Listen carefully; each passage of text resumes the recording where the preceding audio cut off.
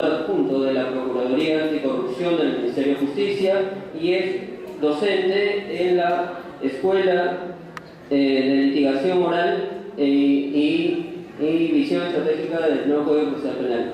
Asimismo, tenemos que precisar que él va a tocar un tema de vital importancia, como es la construcción de la teoría del caso como visión estratégica.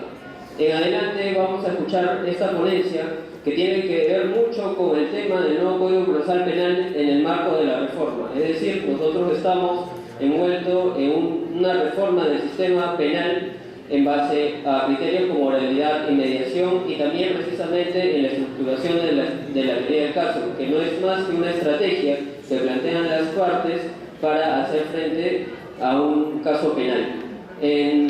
Para no seguir más con la introducción a esta mesa de debates, le doy las palabras al doctor Cristian Sala Beteta.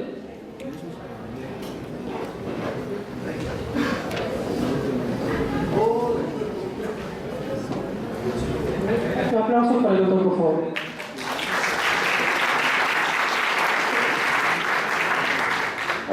Señoras y señores autoridades de la Universidad Nacional Federico Villarreal, señores docentes, alumnos, invitados, muy buenas tardes. Para mí es un honor desarrollar la primera ponencia de todo este ciclo de conferencias, de esta jornada académica que nos va a reunir durante toda esta semana. Les pido disculpas por la voz, no es la voz habitual, estoy un poco mal de salud, no obstante no quise perder esta oportunidad.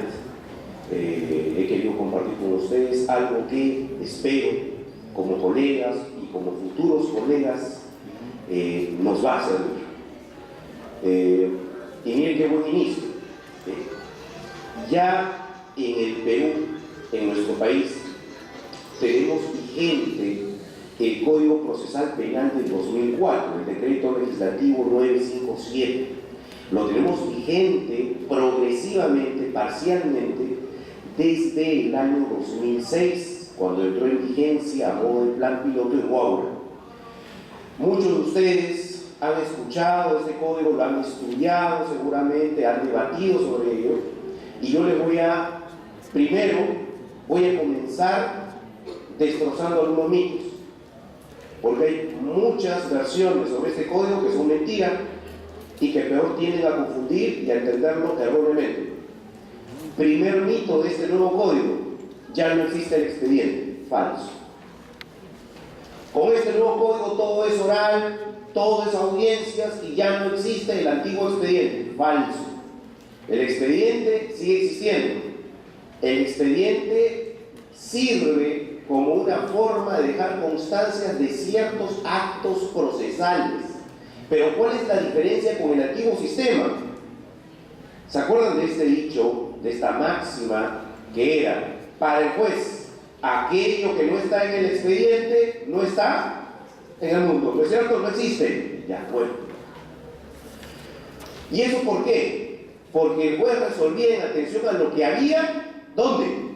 En el expediente. La diferencia en este nuevo proceso penal es que el juez no resuelve en atención al documento del expediente. Entonces, ¿en atención a qué resuelve? A lo que se debate y demuestra en la audiencia. Esa es la gran diferencia. O sea, yo puedo presentar un escrito muy bonito de 50 o 70 páginas, una impugnación. Le adjunto doctrina, jurisprudencia, lo armé con 5 abogados que me dieron cada uno su opinión, lo presento dentro del plazo. Ahí está mi impugnación a esa sentencia condenatoria, acá está. Es admitida, la sala cita audiencia y no voy yo, el impugnante, yo quien presentó esa impugnación, no va a la audiencia. Pregunto, el juez va a decir: no, es una formalidad la audiencia, voy a resolver con tu escrito. En el nuevo sistema eso ya no funciona. No funciona, porque el juez, reitero, no resuelve en base al escrito, resuelve en base a lo que se sustenta y lo que se logra demostrar, acreditar en la audiencia respectiva. Primer mito entonces roto, el expediente sigue existiendo.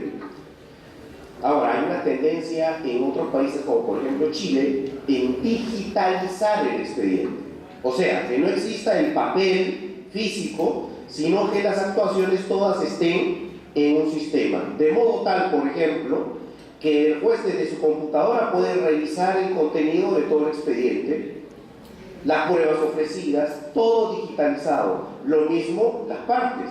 Yo ingreso a mesa de partes en computadoras en la sección de atención al público, ingreso mi número de expediente, mi DNI, mi identificación e ingreso a todo el expediente digital. No es necesario que yo me vaya a una sala a revisar físicamente los tomos del expediente. Segundo mito. Este nuevo Código Procesal Penal da lugar a la impunidad. Y esto se da en atención a algo muy puntual. En el antiguo código, este código de 1940 y estos 24 artículos del código del 90 que estuvieron vigentes, teníamos en realidad en la práctica un sistema, si bien era mixto, en su mayoría era inquisitivo. Y en ese sistema, en ese antiguo sistema, por ejemplo, habían algunos procesos que abiertamente atentaban contra determinados derechos. ¿Quién se acuerda aquí acerca de ese proceso ordinario? Proceso ordinario, código de 1940. Tenía dos etapas, ¿se acuerdan?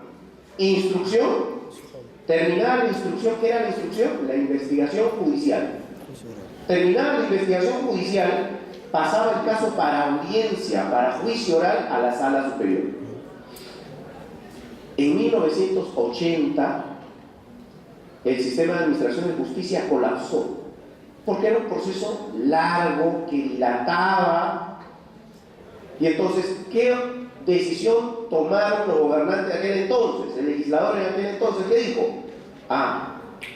Creemos, inventemos un proceso sumario, o sea, un proceso más rápido, veloz, y creamos lo que hoy conocemos como el proceso sumario. ¿Qué hicieron? ¿Cuál fue la creación? Cortaron el proceso ordinario. O sea, ya, instrucción y juzgamiento. El juzgamiento es muy largo. Cortemos, y cortaron. ¿Y con qué se quedaron? Con instrucción. O sea, con la investigación que hacía el juez. ¿Y quién entonces resolvía? Ese mismo juez que investigaba, ese mismo juez sentenciaba. Y la audiencia de juicio oral y el contradictorio, y mi derecho a audiencia, mi derecho a ser oído, ¿dónde quedaba?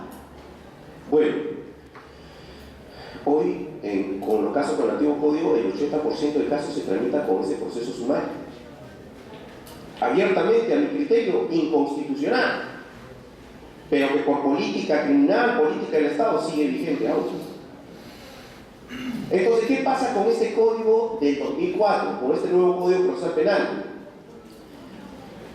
Establece un proceso partiendo de un diseño constitucional. O sea, dice, a ver, ¿qué es el proceso penal?